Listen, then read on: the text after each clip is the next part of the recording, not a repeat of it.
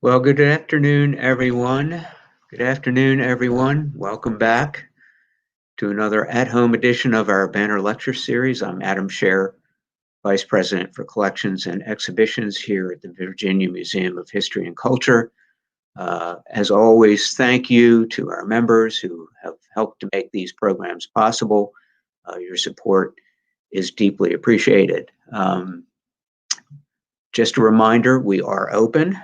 We're back in business. We have new protocols in place to make the museum experience safe for everybody. You will be required to purchase tickets in advance online. We have a number of exhibitions that are relatively new for you to see that we opened last month. Landscape Saved Garden Club of Virginia 100. It's their centennial year, of course. Mending Walls, which is a project that we have done with landscape artists, muralists from around Richmond. And then the Agents of Change exhibit, Female Activism in Virginia, from women's suffrage to today.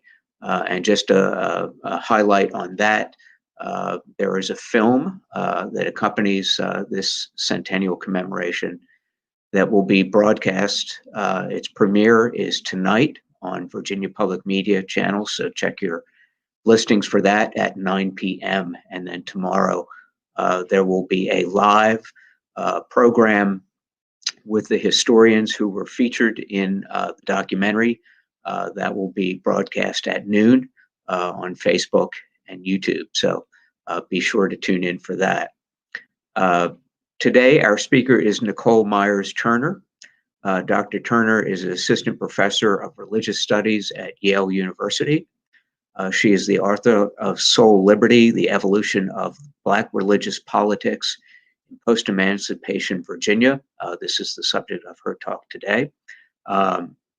Nicole is also currently a member of the editorial advisory board of our own Virginia Magazine of History and Biography as well. So please welcome Dr. Nicole Myers Turner. Hi, thank you so much for having me. Is my mic on and can you hear me? Yes, we can. Yes, you can. Great. So I just want to say thank you so much for the invitation to present on my new book, Soul Liberty. I want to, this is particularly wonderful time to be doing this presentation because I actually started my research for this project at the Virginia Historical Society. I was a Mellon Fellow for about a week, right as I was starting my research. And I learned so much about archival research, and I encountered so many wonderful resources, some of which made their way into the books and some of them that didn't. For example, I looked at the Daniel Webster Davis papers, and I was really excited to read his notebooks, where it brought me really close to the curriculum that he used to teach Black students and to teach them about politics and to teach them about religion and to teach them other subjects.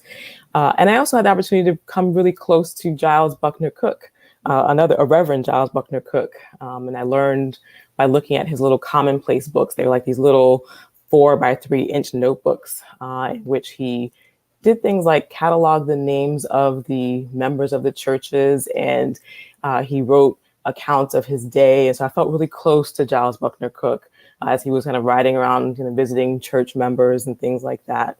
And I think the archivist probably realized that I was growing quite close to Giles Buckner Cook, because on about the third or fourth day of my research, not only did she provide me with a cradle, to keep the commonplace book intact, and some gloves to make sure we could protect that object from some greasy fingers, but also she asked me if I would like to have a magnifying glass. So I imagine I was probably getting pretty close with my nose into those little commonplace books, trying to decipher Giles Cook's handwriting.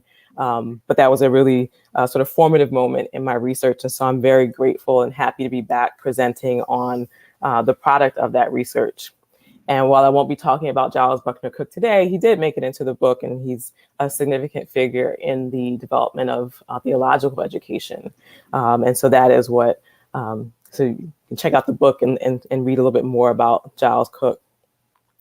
But I also want to thank you all for taking the time to spend a little bit of your day learning a little bit about Black churches, Black politics, and emancipation. In a moment of national reckoning with the need to acknowledge that Black lives matter, and in the midst of the transforming landscape of historical memory and imagination, understanding Black self-determination through Black churches at a deeper level will contribute to the rebuilding of the communal fabric in a more just and equitable way. And so this speaks to some of the broader aims of the book, to sort of transform our society by understanding Black church politics and Black religious politics more broadly. But a more specific goal of the project is to examine some of the well-worn narratives of Black church politics. And I want to start today with a bit more of a familiar image. This is an image of the Reverend Dr. Martin Luther King Jr. leading a prayer in Selma, Alabama in February of 1865. And he's flanked by Reverend Ralph Abernathy and other civil rights protesters. This image resurfaced a couple of years ago when NFL football player Colin Kaepernick began to take a knee during the playing of the national anthem as part of his attempt to bring attention to the Black Lives Matter protests and to issues around police violence against Black people. This image was resurfaced in an effort to connect Colin Kaepernick to this longer history of Black protests. But the image also reflects one of the central narratives of the civil rights movement. It's a story that connects Black churches in the political struggle for civil rights. It centers Black churches as key sites of political struggle and mobilization. And if we want to read a little deeper, this narrative centers Black male preachers like Dr. King at the front of the political struggle, and because they are kneeling in prayer, the importance of faith. And what I want to talk about today is this idea that, Black ministers, Black preachers are at the forefront of Black political struggle. But I want to talk about how that became to be the case, right? Where did this movement for civil rights with preachers and activist church members at the forefront come from? The roots of this activism can certainly be found in the post-emancipation churches and associations, and in the evolution of the dynamics. In the evolution of these dynamics are further exposed, the dynamics of these evolution are further exposed in the political movement and moment of the Readjuster Party in the 1870s and the congressional campaign and election of John Mercer Langston in 1888. This is an important story because it helps us to understand the context out of which Black church people became active in the electoral sphere of politics. But I also will note that this is a complicated story because there was no single political strategy or approach that Black people used in pursuit of making freedom meaningful right after emancipation. Then as now, freedom was a capacious concept and could mean different things to different people. And certainly there could be different methods for securing what that freedom meant. Even trickier was finding allies in the political system that was run by former Confederates, as was the case in Virginia. So my hope, though, is that by exploring this complicated and important story, we'll be able to have a more nuanced view of Black religious politics, both in the period of emancipation and by extension today. So today I want to depict basically 3 transformative moments through a series of snapshots. So just 3 moments in the transition of Black churches after emancipation, in order to give you a sense of how Black church politics changed over the 30 years following emancipation. So first, I want to talk about how Black church members who, without the franchise, made the case for themselves as participants in government through their associations. Second, I want to explore a little bit about how gender roles developed in Black churches and associations, specifically how ideas about men at the forefront of the ministry became more pronounced, while women became less visible and sometimes more limited in their power in the churches. And third, how church association networks became central to the political engagement in the readjuster movement. So first, Black churches and their argument for political participation.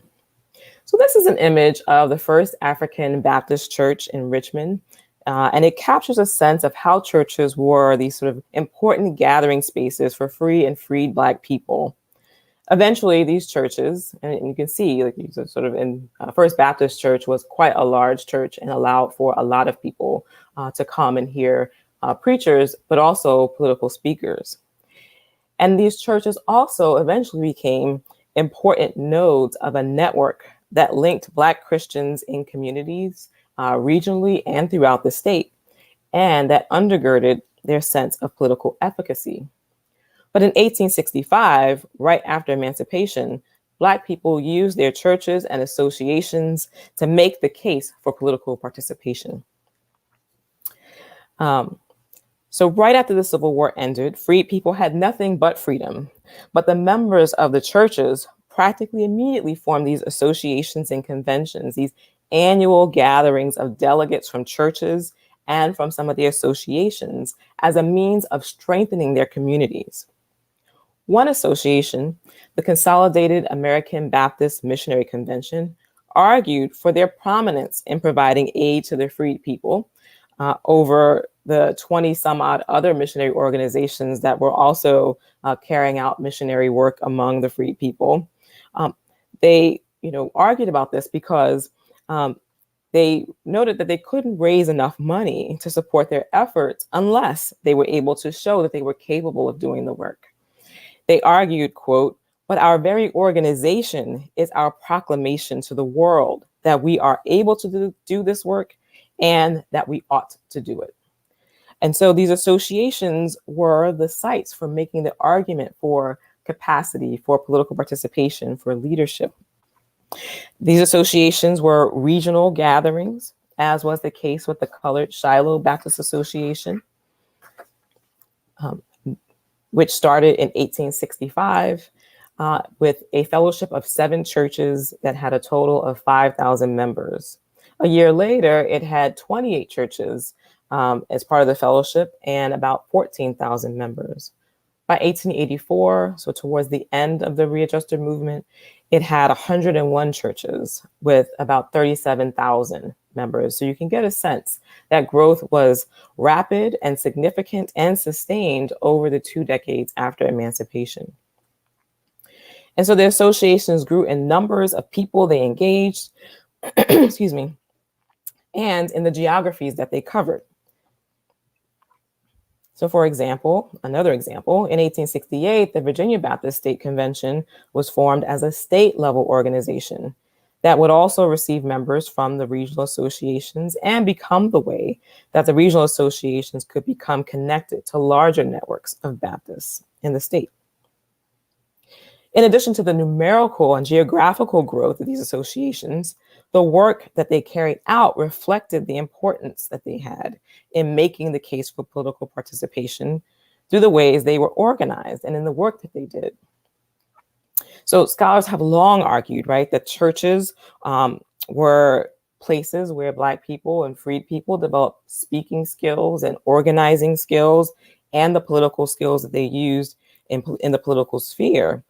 And you cannot doubt, right, that by speaking in public meetings, by planning these gatherings that often involve negotiating not just with community members about how to provide accommodations for all the people who would be attending these meetings, but also navigating and negotiating with the railroads even to get discounted fares for people who were traveling to these different associations. One cannot doubt that all of this produced a type of organizational skill. But at the same time, I think it's important, super important actually, to acknowledge what the participants said about themselves, right? Their declaration that they already had the skills to do this work. So in 1865, they said, we have the capacity to do organizing work and political work at the moment of emancipation and even before. And they further demonstrated this capacity by the fact that they were already in 1865 organizing associations that had elections, annual elections. They had committees. They wrote constitutions, and they published and circulated the minutes of their meetings. And so they argued through all of these actions, right, that they, and not Northern white missionaries, were the ones most suited to help the newly emancipated communities of free people. Through their very organizational structures, they made the case for political participation. It was the only mechanism at that moment available to them. Which brings me to my second point about the ways that gender roles were being shaped and articulated in these spaces.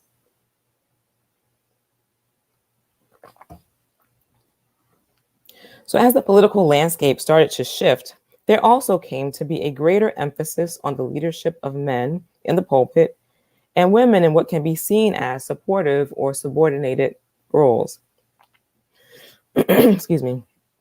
In this image, this is an image of a church from 1874, and you can see it's a picture of a minister proclaiming from the pulpit while worshipers are enthralled, laying at the altar in ecstatic worship. And you can see that women are sort of playing the role of attendants, carrying fans and fanning those who are sort of at the altar. And there are many, readings that we could make of this particular image. But I want to focus on the location of the women in support roles. And I don't want to mean to suggest that supportive roles are not powerful roles, as I will go on to explain, but that there is an assumption about sort of the power dynamics and the power that women held by virtue of where they stood in this configuration of church life. One of the ways that women's position in the associations and in the churches began to be established was in the case of financial participation. And oftentimes when people sort of think about Black women in churches, they're often depicted as the ones who kind of carry the power of the purse. And so it's really interesting to me to observe the sort of first instances of women appearing even in the association minutes was in connection with their financial participation. They were the first recognized financial donors.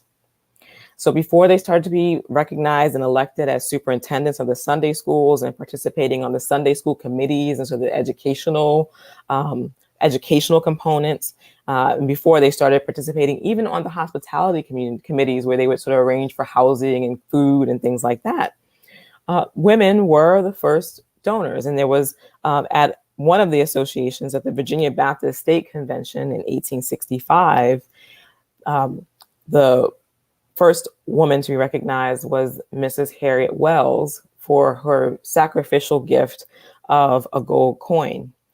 Miss Wells was the wife of one of the ministers from the convention, and she also went on to give an annual donation of $3 to every convention after that.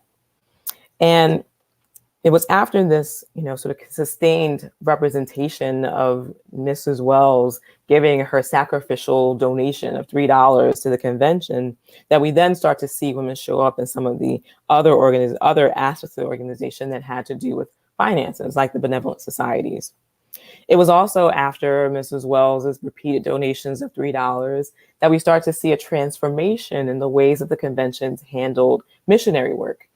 Missionary work, when it was first established, was established as something that would be the work of ministers, the work of men. Only men could be missionaries. And the missionary was supposed to raise money for the building and sustenance of churches, as well as support and sustain the building of churches and communities through preaching and other ministerial acts.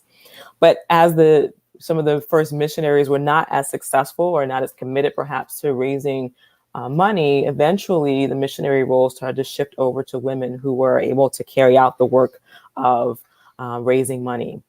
So this is one of the ways we can start to see the transformation in gender roles by virtue of the first act of Mrs. Wells, and then the sort of changing role that women started to play in finance and fundraising. And so while this area of power or financial stewardship was being expanded as an area of leadership, women were also being marginalized in other decision-making capacities, or they're becoming sort of more objects of male protection. And you can see this developing in the discipline meetings of the Guildford Baptist Church of Petersburg, and in particular in the cases in the church's handling of unwed pregnancy, which shows how the churches could move from allowing women to participate in leadership and decision making to subordinating that leadership participation to a male minister's authority. So in 1861-62, the church was handling these cases of unwed pregnancy, and essentially what they would do is to expel the woman who was accused of being pregnant out of wedlock, and that was pretty much the end of it. After emancipation, though, this process changed. For a brief moment from 1868 to about 1870, the church shifted its practice of just disciplining a woman for being pregnant out of wedlock and instead allowing her to name the person who had impregnated her. And if she named the person, he would be disciplined as well. And this discipline usually involved being expelled from the church. But this practice was stopped when the church's pastor basically told the church to change the policy. The community believed that the policy could be amended, right, by requiring the woman to just provide a witness or some evidence to support her claim about who had impregnated her. But the pastor didn't find this to be a suitable solution to the issue, and instead recommended that the church and its committees change the policy back to just having the woman be accused of being pregnant out of wedlock, and then leave the discipline of the male to the, quote, all-seeing God. And that's what they did. And so they changed their policy of allowing the woman to name her partner and instead allowed, return to the practice of the woman being the one disciplined. And while it certainly was a change that happened on the heels of a particularly contentious case where there were claims and counterclaims, and there was quite a bit of sort of turmoil within the community about how, the claims were being adjudicated. And so one can certainly understand why, a pastor might be interested and concerned about maintaining some sense of community and order and those kinds of things. But it also was a moment where women's authority and ability to be sort of adjudicators of justice and, discipline in the communities was advanced and then undermined. And so we can see that gender roles were shifting and being developed over the entire period after emancipation, because even by the sort of latter part of the 19th century, some Black ministers actually played a key role in helping to establish educational opportunities for women as a means of protecting them from having to be out and about in labor situations. And so we can see a sort of changing set of dynamics around gender roles for men and women during this whole post-emancipation period. And that the forces of change began early in the post-emancipation period. And I will also note, though I'm not going to sort of go into it in more detail here, but theological education, which is where Giles Buckner Cook comes back into the story, was also a place where gendered paradigms were being established, right, by who was allowed to attend school and so forth. But over this period, we can see, right, this evolution of gender roles and gender politics. What becomes visible through the transformations in gender roles and associations in churches was how the churches became spaces with male leadership, able to shape the direction of the churches and become the most visible to the readjuster movement political machine that was attempting to mobilize a powerful contingent of Black voters. And this brings me to the third and final moment of the transition that I want to discuss today. And this has to do with the readjuster movement and Black church networks. And it's a story that is often told through the life and political work of former Confederate General William Mahone, who's credited with potentially breaking the solid South of conservative Democratic control through the fusion party of the readjuster movement. The readjuster movement was so named because of its argument for readjusting the state debt, something that was weighing heavily on the state after the Civil War, and drew coalitions of free Blacks and free Black people, white farmers, even some of the urban elite.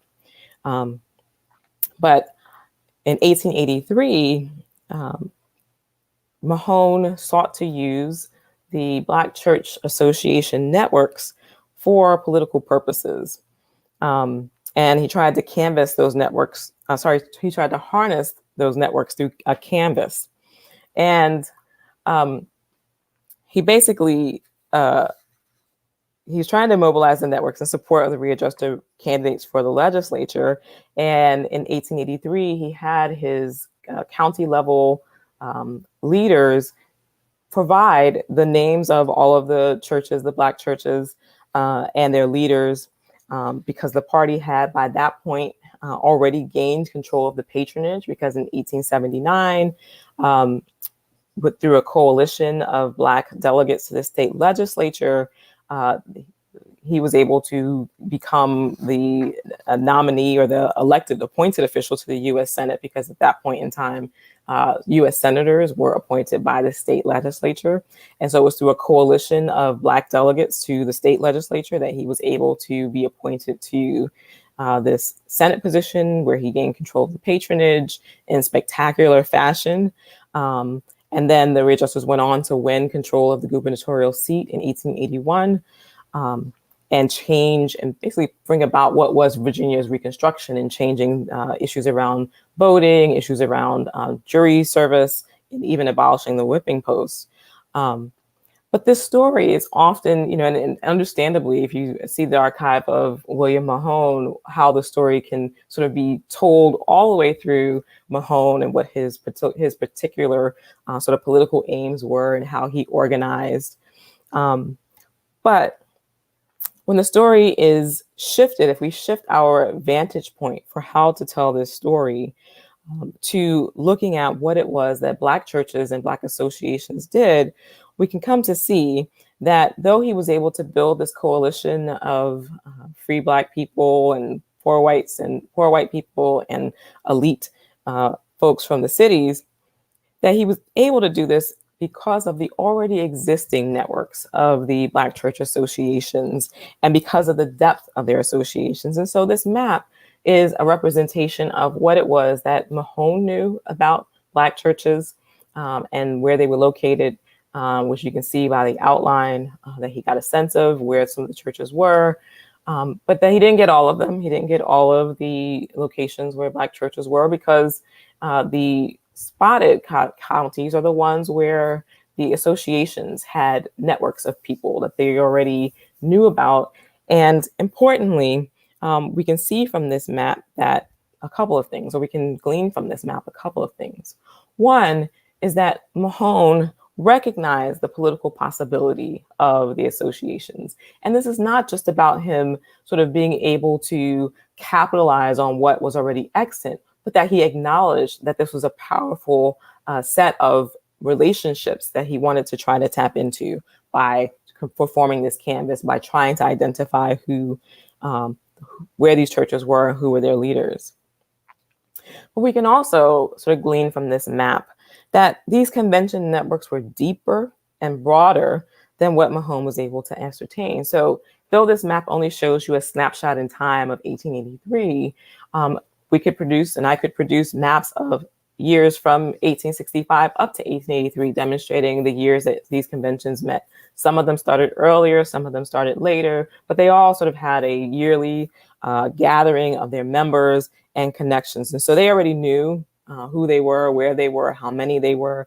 And we can know that also from their minutes, from their records of their meetings, where they cataloged who their members were, how many churches there were, what were the names of the churches, who were the pastors, and all this information. So what we can see from the map of the canvas and the association is where Mahone was able to gather information, none of which was as coherent or as complete as the church association records. The readjusters suffered a political setback in 1883 when the Danville massacre suppressed voter turnout, and again in 1885 when William Cameron lost his bid for governor. But just like the church networks, were there before Mahone canvassed them, they continued after the political defeat of the readjusters. And their influence can be seen in the 1888 congressional campaign of John Mercer Langston. And John Mercer Langston, who was the first Black Black man elected to the U.S. Congress from Virginia, was able to harness Black churches, Black leadership, and Black networks to secure his political seat. And we can see how they played out and played an important role in the discussion of racial leadership when Langston decided to run for the U.S. congressional seat to represent Virginia's first congressional district in 1888. So in the associations and in the churches, Black people had already been arguing for putting a Black man in a position to hold federal office on the basis that Black people were capable and ready to lead an argument rather, they had been making already for 20 years or more. And in his biography, Langston reported that he had the support of ministers for his congressional bid, and newspaper accounts of the grassroots nominating committee meeting that selected Langston reported the presence of ministers in the meetings. But what's interesting about these accounts is that the ministers are not at the center of the narrative. They're not at the forefront of the narrative. They're not named as sort of key figures, although they're sort of mentioned as a group of supporters of Langston. And so in this way, they're part of the political narrative, but they're not centered as the figureheads for Black political engagement. Instead, Langston highlights an organization of women, Langston and Morton Invincibles, and there was a church member from Guilford Baptist Church who played really important roles in Langston's campaign, and who deployed the strategies of the church associations to support Langston's contest. So in 1888, after the election, Langston's opponent, E.C. Venable, was named the winner of the congressional seat. And Langston, who had anticipated that the Democrats might try to steal the election, had organized poll watchers, one of whom was a member of Guilford Church and who was responsible for monitoring the election in the Petersburg district that Guilford Church was located in. And this poll watcher recorded the names of every man who turned out to vote, presumably for Langston on election day. And so when Langston took his appeal to the contested election committee of the Congress to basically contest that the election had been rigged and misreported, that church member, poll watcher, read the names of every Black male voter into the congressional record as evidence of the support that Langston had. Langston won the contest and was eventually seated just months before the end of his term. So while in church spaces, ministerial authority as male authority was hardened, it also allowed them to become visible to the political machine, as evidenced by Mahone's canvass. But what was clear from Langston's campaign, however, was that from the community perspective, ministers weren't always out front. Ministers reflected the will of the people on the political landscape, while the church members did the political legwork. So why is this moment important? Why is this moment important in the history of Black churches of Reconstruction? And what insights does it offer us today?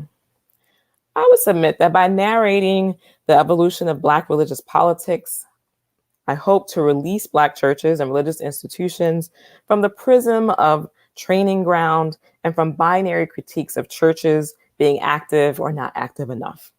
Instead, the churches of emancipation were multifaceted locations where politics and community life were in flux. By depicting these transformations, my goal is to create more space for Black religions and their diversity and transformative power, not as critique, but as inspiration. And yet, the opportunity to critique the ways that gender roles were instantiated in these spaces remains. Even as Black women performed important roles that shaped and sustained their church communities, like fundraising and organizing, and even developing gender consciousness and race consciousness, as Evelyn Brooks Higginbotham and Elsa Barkley Brown and Anthea Butler and Judith Castleberry have argued, the exclusions of women from decision-making roles and primary leadership in the ministry were a function of choices made in the moment, not a historical fact. And finally, I hope that the study shows how ministers were political agents. As leaders of churches, they were not at the forefront of the people, if one were to think of them sort of marching, but rather at the back, as a servant of the people in the political realm.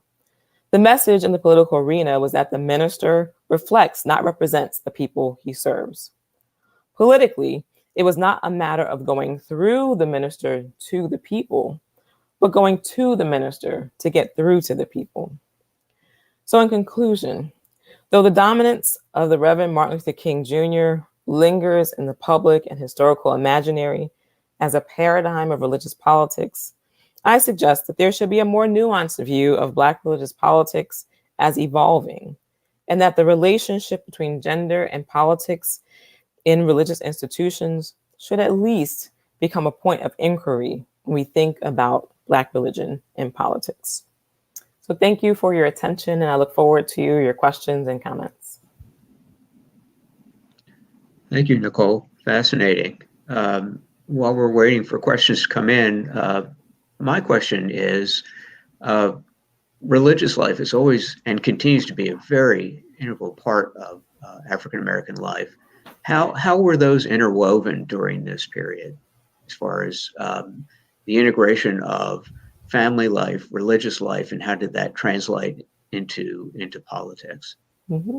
So, so Black churches, in large part, were organizations of families. They sort of mark a kind of kinship network of people. And so some of the churches, some of the smaller churches, like St. Stephen's Episcopal Church in Petersburg, for example, was a family church where the vestry was, consisted of the children of the woman who helped found it, Caroline Bragg.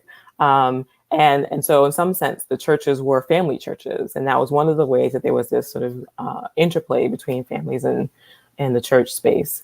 And then we can see through the case of Guilford, where there are sort of debates about unwed pregnancy and how they should be handled, that there were also sites that helped to organize ideas about family life and about sexuality and governance all mixed in together. So the churches were sites of family building and critique of what it meant to be family. And then, they also became these mechanisms for political engagement, is what I, sort of trying to demonstrate in the book, that because of the ways that the churches organized into the associations that form these networks of repeated engagement, of sharing, not just about sort of how to sort of organize community, which they certainly did, but also where they, debated what it meant for a minister to participate in politics, as some of them did. And some of them argued that ministers should, and some of them argued that they shouldn't. But in any case, they started to really engage not just the sort of religious and spiritual or even the familial questions of community, but they also engaged the political questions about what did it mean to be engaged, who should be engaged in what ways.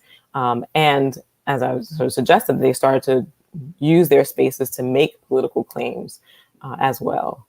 So there was an interesting sort of mixing of the two sort of family and political landscapes in the post-emancipation period.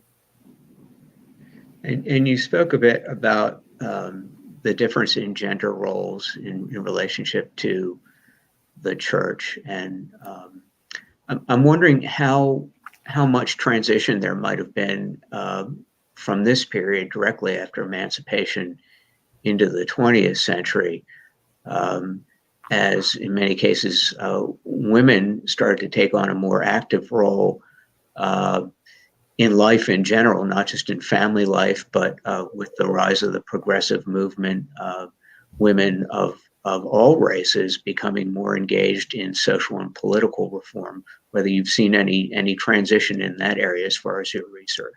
Mm-hmm.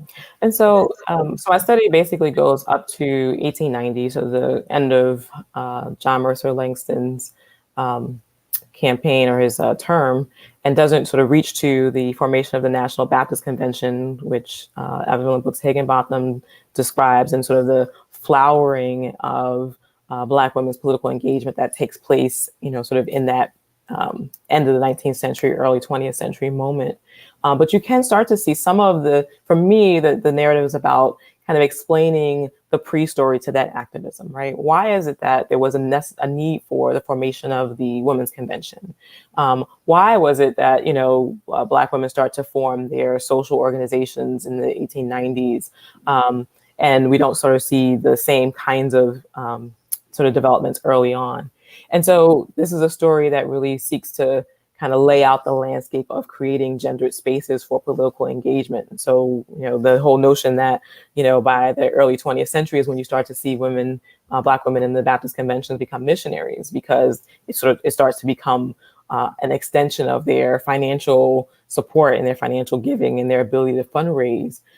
So you can see some of the dynamics that shape the beginnings of women's political activism in ways.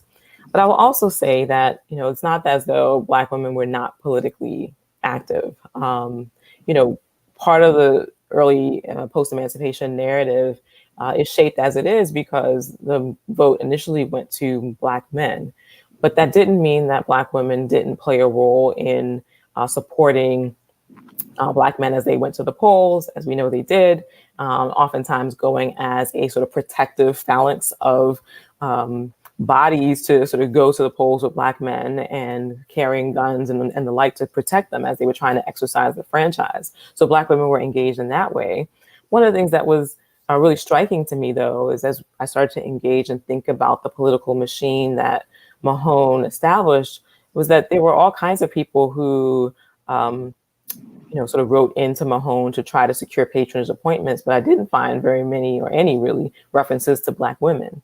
And so it's really an interesting model where Black women are supportive of Black men going to the polls and engaged in the political discourses, but not being engaged by the political machine.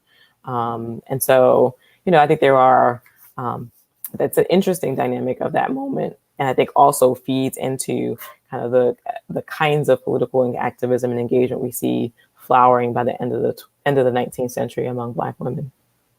And I know that this postdates the period of your book a bit, but as we moved into the Jim Crow era, which has obviously a really dramatic impact on not just African Americans, but some whites as well in terms of their abilities to exercise franchise. Did you see anything in your research that sort of as a precursor to what was going to happen, perhaps specifically in Virginia, as we move from the 19th into the 20th century? Is there anything in your research that indicated that there was some indicators of these restrictions that were about to come and really have an impact on life for the Black community? Mm-hmm. I mean, I think the John Mercer Langston campaign, his success, could be viewed as a precursor to the Jim Crow denials of Black voting rights.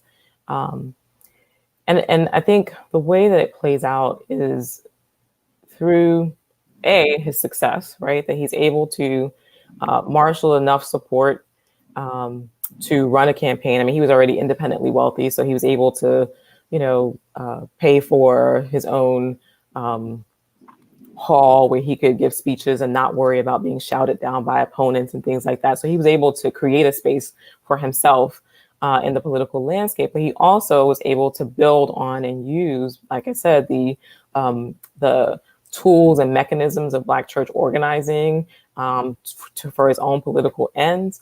And importantly, there was, this kind of conversation going on about Black self-determination, right? That there was this tension in the Readjuster Party about how high could a Black man go in politics? What office could a Black man hold? And the party starts to fracture its alliance between sort of poor white people and Black farmers starts to fracture as Black people assert and reassert that Black self-determination is a real thing and Black people should be allowed to hold office at every level, right? And that they have the capacity to do so. And so this whole conversation about sort of Black political power, I think, sets up some of the backlash to Black participation, as does just the success of John Mercer Langston's campaign. So I think that's some of where we can see the beginnings of the fray. Did you see anything in your research about whether the white faith-based communities had any sense of what was happening in the Black religious communities, whether there was an attempt to reach out or form any alliances? Mm-hmm. So I've tracked this only at the sort of very beginnings of the of the post-emancipation period. So I was really looking at sort of what were Black churches doing, trying to track this narrative of how they were politically engaging.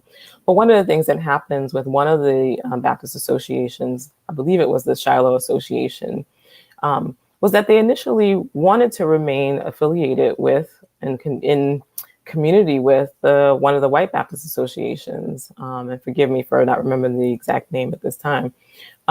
But they wanted to remain in fellowship, and they were actually turned away from the association. And so, this is one of those moments where, if you think about the sort of longer narrative of sort of evangelical history and the sort of ways that Black people became involved in some of these associations, the Baptist churches and the like, was through the evangelical moment that allowed for the kind of expansion of what it meant to be part of community. And then in the moment of emancipation, to try to facilitate a continuance of that relationship, albeit on different terms, because of course, now Black people, formerly enslaved people, are free, and they can now would expect to have, the ability to participate in meetings and governance and all these things. But that overture was rejected. And I think in similar fashion, they eventually moved to wanting, more independence, more sort of Black leadership, both in churches and schools and the like. And you see this, and so I'm just thinking about a comparative example in the Episcopal tradition, where with St. Stephen's Episcopal Church, this is a denomination that, the exodus of Black people from that denomination was almost complete at emancipation. So to the extent that there was an independent Black church, or a couple of independent Black churches, that they were really kind of enclaves of Black independence, and were a site of trying to figure out how to be part of community with fellow white believers, but at the same time to preserve a space of sort of Black independence. So I think you see similar dynamics playing out in both of these traditions. If that sort of speak to a more complicated, less cooperative kind of relationship between Black and white people in religious spaces.